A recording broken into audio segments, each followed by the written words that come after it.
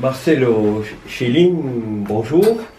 Je rappelle que vous êtes député socialiste du Chili, dans la région de Valparaíso, et que vous avez été ambassadeur de votre pays, du Chili, à Paris. Donc vous connaissez bien évidemment le Chili, mais aussi la France. Dans les deux pays, on a une situation un peu particulière de la gauche. Au Chili, c'est un candidat de droite, Piñera, qui a gagné les élections présidentielles. La gauche est sortie fragmentée du résultat. Et donc, ma première question, après plusieurs années de présidence de gauche, avec une présidente socialiste, pourquoi les Chiliens ont-ils élu un président de droite, de centre-droit? Bonjour, Jean-Jacques. Oui. Je voudrais d'abord remercier votre invitation, votre question. N'est pas facile à répondre, mais on exagère.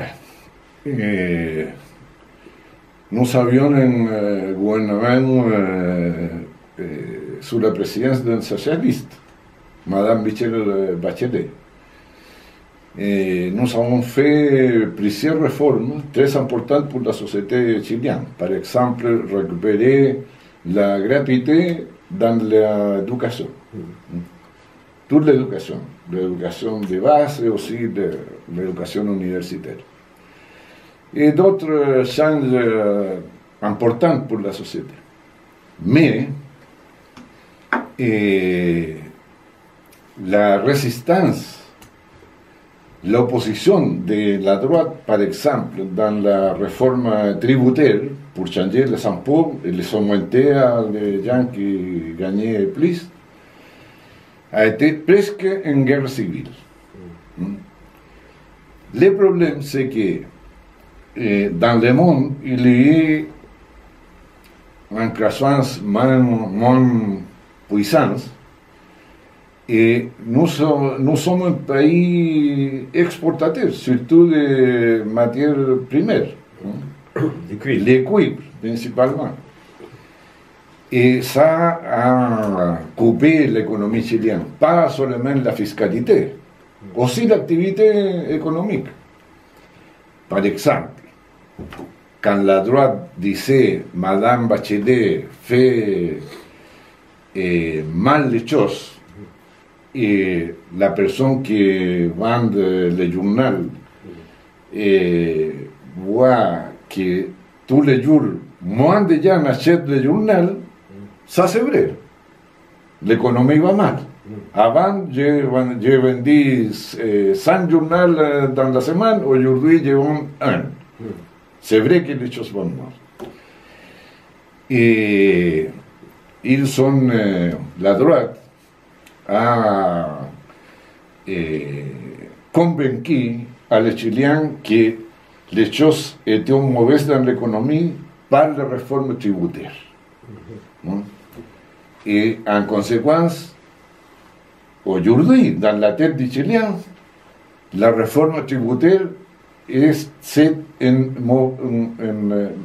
mauvaise chose, n'est pas bon pour l'activité économique. Bon, sur ce type de croyance, la droite s'est montée et a organisé sa campagne en disant on doit changer les réformes de Mme Bachelet parce qu'il n'aide pas à le peuple chilien.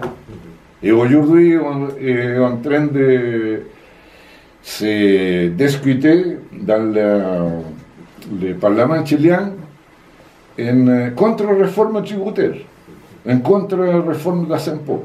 Mais est-ce qu'il n'y a pas eu aussi une déception des électeurs de gauche ou du centre-gauche qui a fragmenté la représentation politique? Pendant plusieurs années, il y avait une alliance, la concertation, la nouvelle majorité. Aujourd'hui, il y a à la gauche de cet espace un nouveau groupe, une nouvelle alliance, oui. Le Frente Amplio. Est-ce que cette nouvelle alliance n'est pas sortie d'une forme de déception? Oui, il y a une déception, il y a une déception encore. parce que la lutte pour les réformes pendant Michel Bachelet, on était mélangé avec une critique sur le système devenu de la corruption. Hein? Il y avait des campagnes électorales, partis politiques, politiciens qui ont été financés por de grands groupes économiques. Et les Chiliens ont dit, oh, la politique est financée pour ces groupes qui abusent de moi et de ma famille et de mes amis. Hein? Et l'arrêt de l'économie, mélangé avec cette perception sur la corruption et la classe politique qui n'est pas dehors du phénomène de la corruption, on ouvre la porte au retour de la droite à la présidence de la République. Je crois que aussi a été présent que, parce que ce qui s'est passé pendant le gouvernement de Michel Bachelet, nous n'étions pas capables de montrer aux citoyens que nous, la gauche, le centre-gauche,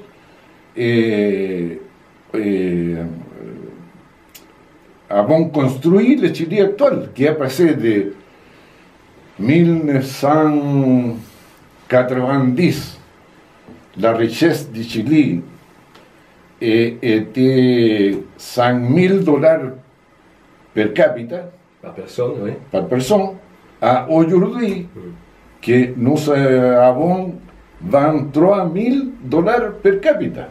Et ce changement a été fait par la centre-gauche. Mais nous avons oublié ce que nous avons fait, nous ne l'avons pas revendiqué, expliqué, et la droite a pris ça. Je voudrais revenir un peu en arrière. Je comprends bien les raisons qui ont joué en faveur de la droite, mais quelles sont les raisons qui ont donné naissance à cette nouvelle coalition de gauche qui a un nombre quand même assez important de députés? Bon, je crois que une chose importante a été le phénomène de la perception de la corruption sur le centre-gauche, hein, l'ancienne concertation aux nouvelles majorités. Hein. Nous n'avons pas pu montrer que pas tous sont corrompus. Et ça a ouvert la porte à une gauche dans laquelle les questions de l'éthique, de la morale ont devenu très importantes, qui sont importantes aussi pour le peuple. Mais aussi, il y a un problème avec la capacité de montrer que le centre-gauche fait des choses différentes de la droite. Hein? Parce que, bon, tu sais, Jean-Jacques, le progrès de l'infrastructure au Chili a été fait la plupart pour les comment on dit, les licitations publiques. Les appels d'offres. Les privés ont mis la construction, mais aussi le financement, et après, pour par la tarif des services, ils récupèrent l'investissement.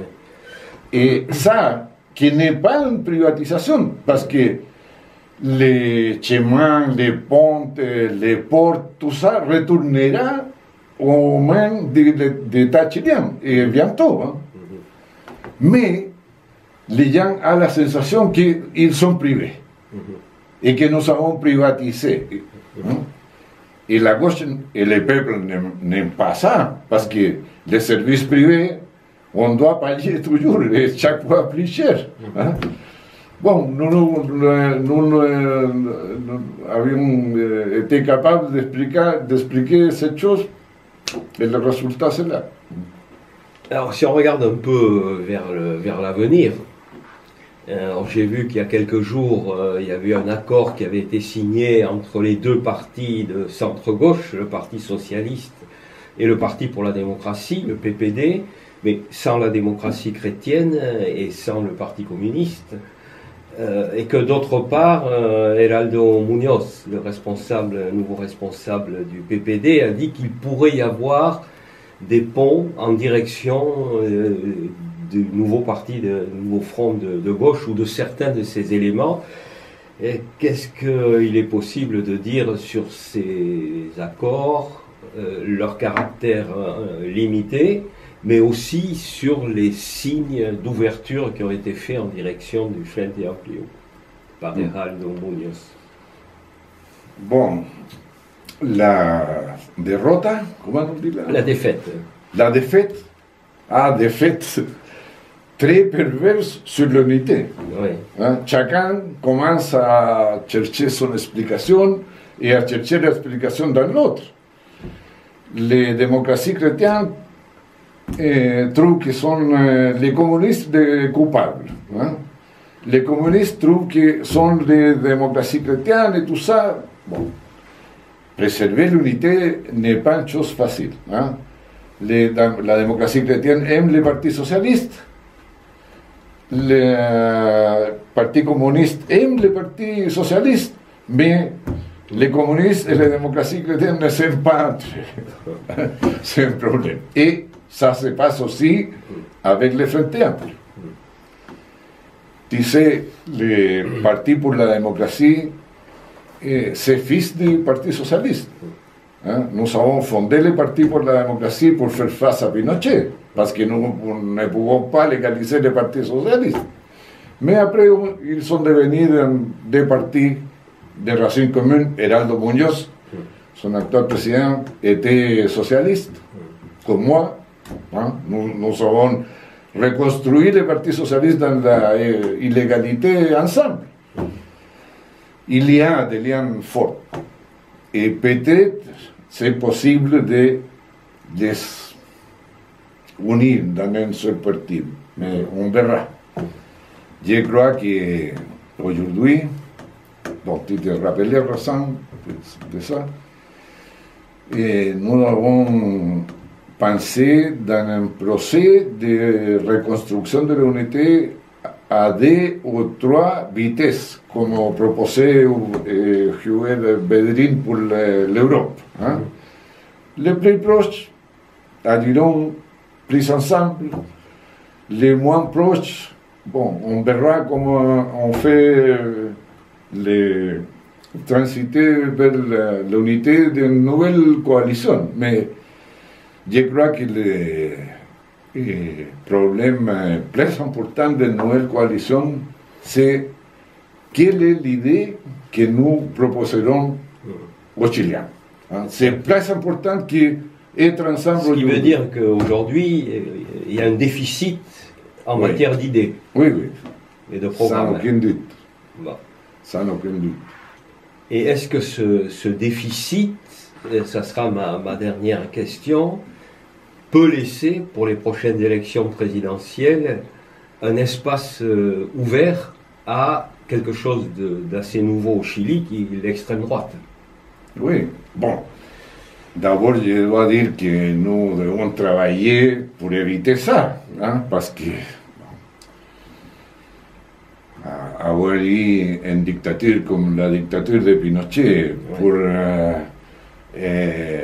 30 ans après, tomber pour la voie de la démocratie dans la même chose, peut-être sans violation des droits humains et tout ça, mais avec les mêmes pensées, serait, à mon avis, une tragédie. Hein? Mais nous devons travailler pour éviter. Mais il y a un risque.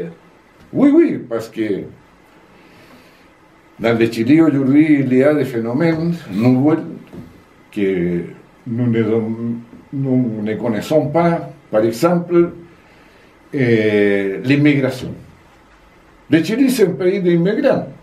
Je deviens de familles espagnoles et de l'autre part de familles d'origine allemande.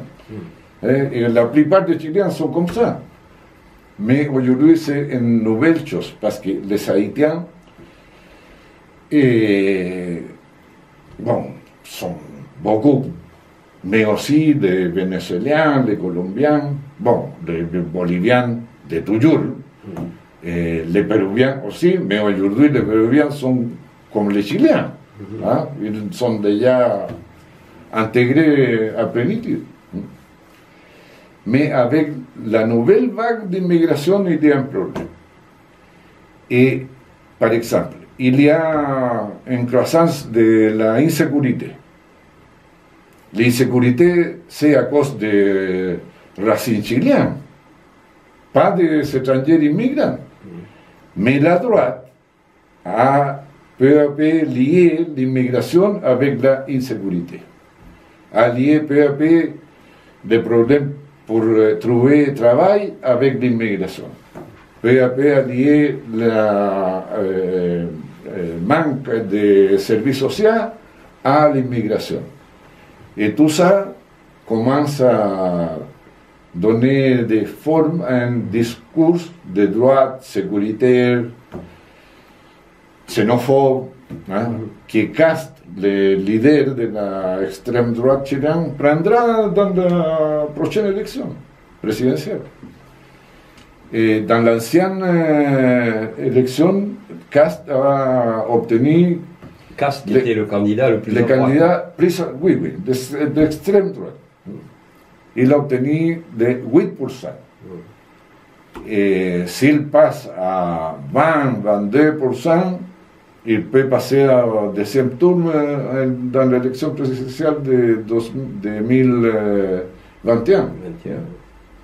Perfectement. Bien. Mais c'est un phénomène universel, hein, Oui. parce que un peu partout est présent ce phénomène. Oui, l'extrême droite est présente un petit peu partout, mais il y a aussi dans d'autres pays des réactions positives des courants de centre-gauche, avec, on l'a vu en Europe, au Portugal, en Espagne, en Amérique latine, plus récemment au Mexique. Donc on peut espérer qu'au Chili et en Europe, peut-être en France, il y aura des retournements positifs comme ceux constatés en Espagne ou au Mexique. J'attends ça. Voilà. Le socialisme chilien aura un congrès pendant le mois de janvier. D'accord. Et j'attends que dans ce congrès sorte un livre pour faire face à... Un leader et un programme. Oui, et pour... Bon, merci Mauricio et bonne chance. Non, merci à vous, Jean-Jacques.